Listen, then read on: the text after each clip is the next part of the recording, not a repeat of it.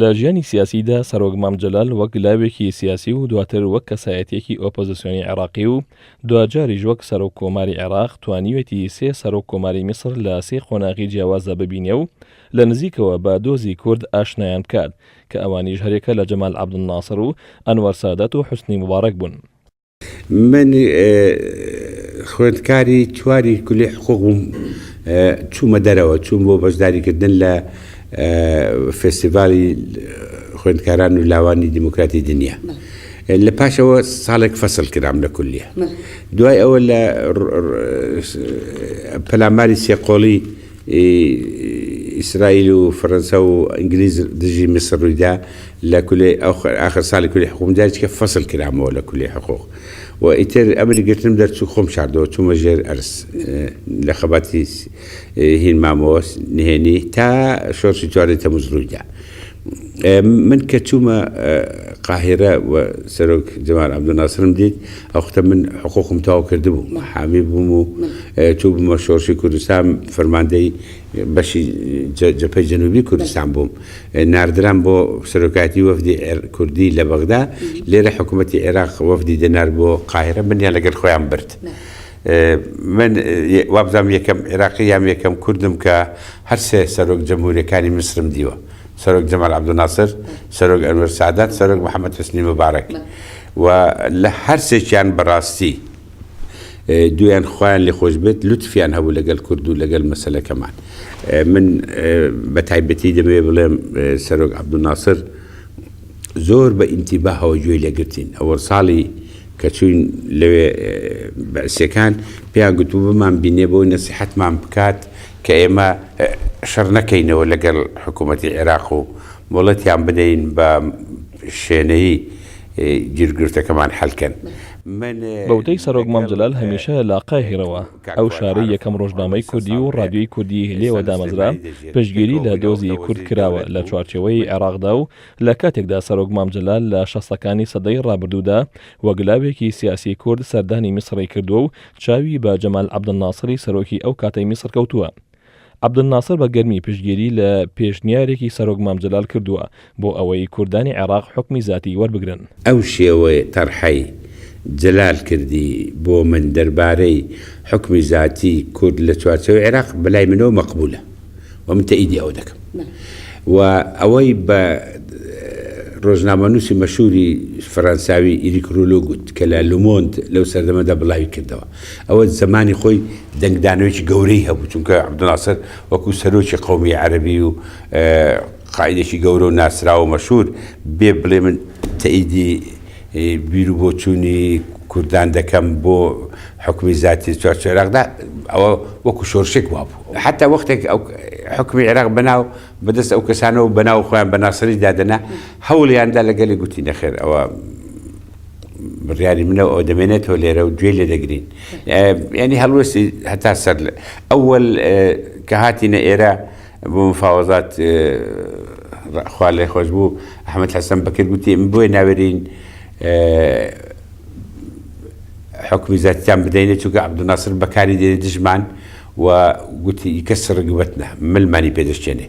من بە عەبدولناسرم گێڕایە گوتم جەنابی سەرۆک بەسی لێ جەناب دەترسێن دەڵێن ئەگەر ئێمە گوتی ڕاز ناکەن، گوتی بڕۆ پێیان بڵێ لەسەر ئەو سیغەی حکمی زاتی ئێوە کە پێکاتن لەگەڵتان بیهێنن بۆ قاهێرە من ئیمزای دەکەم و من بڵاوی دەکەمەوە. طبعا ئەوە کەوم بۆ جێران و دەست یان کەوتە پاش یان کەوتە پێش هیچیان پێ نەما چ بڵێن. وە پاشان ئەگەر لە بیرتان بێ کە بەیانی ئازار دەرچوو ئەوەل بەرخەی پیرۆزبایی لە سەرۆک عەبدولناسرەوە بوو، هەرچەندە ئەو وەختە لەگەڵ حزبی بەعسیش بەینیان خراپ بوو، شەڕ ڕادیۆیان بوو، شەڕ ژنەویان بوو.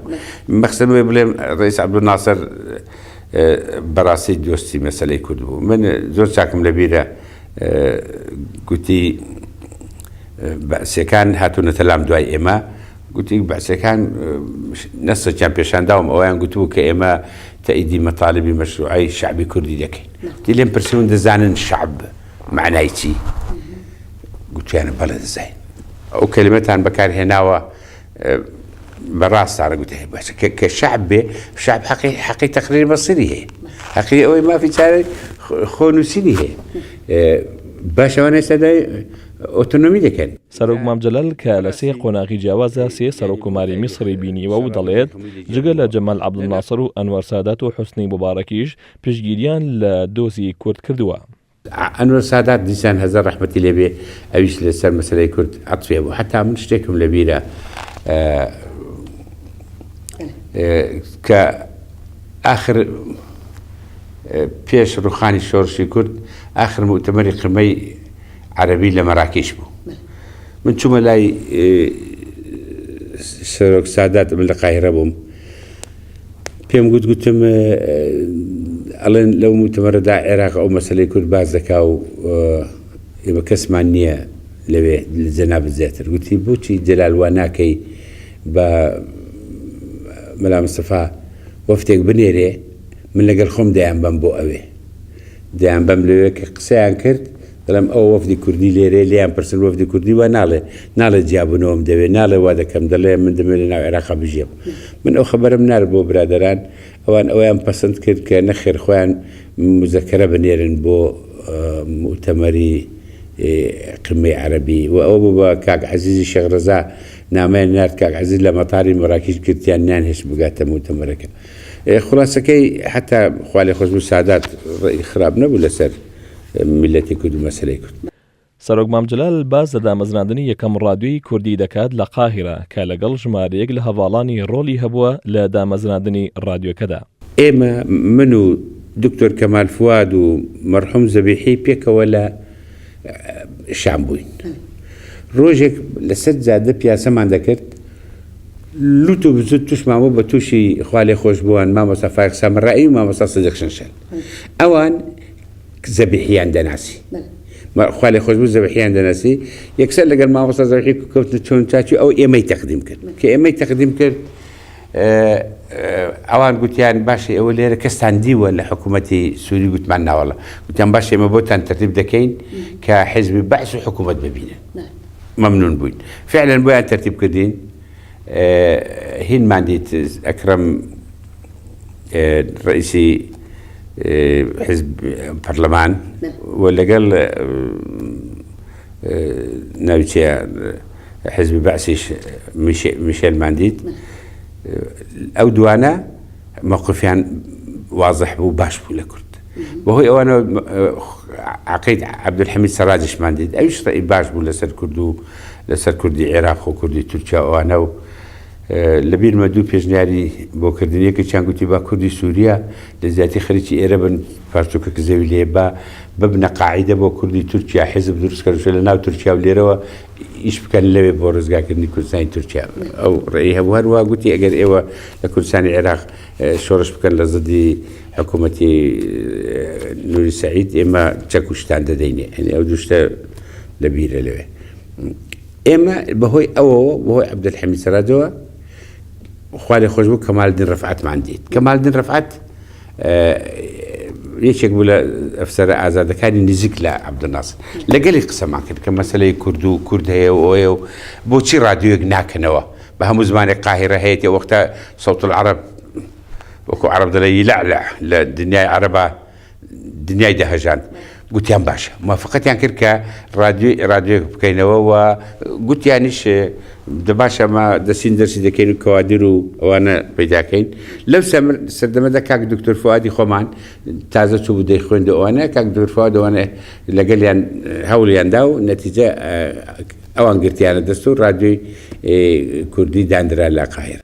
لە بەردەوامی گێڕانەوەی یادەوەریەکانی لە وڵاتی میسر سەرۆک مامجەلال باز لە قۆناغێکی تەمەنی دەکات کە کەسایەتێکی ئۆپۆزیسیۆنی عێراقی بووە و بەهۆی ئەو مەترسیانەی لەسەر ژیانی هەبووە لە وڵاتی میسر نیشتەجێ بووە و وەک خۆی دەڵێ لە شوقەیەکدا لە ناوچەی زەمالیک نیشتەجێ بووە کە بە شوێنی پاراستنی وەسفی دەکات. ئەو شوقەیە کە لە زەمالیکەوە نیە لە شاری عەبولفیدایە، ئەو شوقەیە بەڕاستی شوێنی حەوانە و پاراستنمان بوو.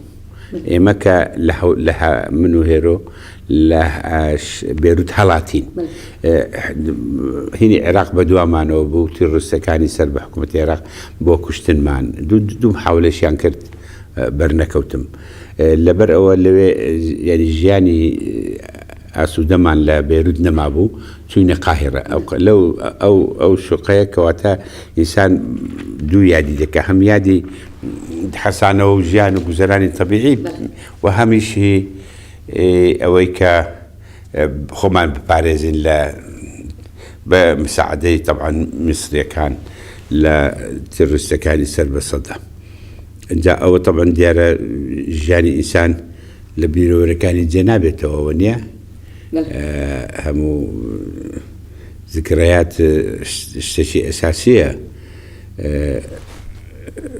بێزگەلەوەی کە بەشێکە لە ژیانی بیشێکە لە بیر و باوەڕی لەو ساوە طبعا ئەو ذکرایەتە کە لە قاهرە لەگەڵ عێراقیەکانی تر دۆستایەتیمان کرد هاوخەباتیمان دەکرد و حکوومەتی میسری ئێمەی پاراستە تا ئەوڕۆی کە خۆمان لە بەغدا دەبینینەوە دیارە گۆڕانێکی گەورە ڕووی داوە. سەرۆک مامجەلال ئەو سیاسەتمەدارە بێهاوتایەی عێراق بوو کە دەیتوانی لەگەڵ هەموو کەسولایەنێک دانوستان بکات و دەیان ساڵخەبات و شۆڕەجگێڕی گەیاندیانە کۆشکی سەرۆکایەتی عێراق و بووە یەکەم سەرۆکۆماری کوردی عێراق. لە دوای قۆناغی ڕوخانی ڕژێمی بەعسیشەوە بە تاکە فریادڕەسی سەقامگیریدا دەنرا لە عێراقدا.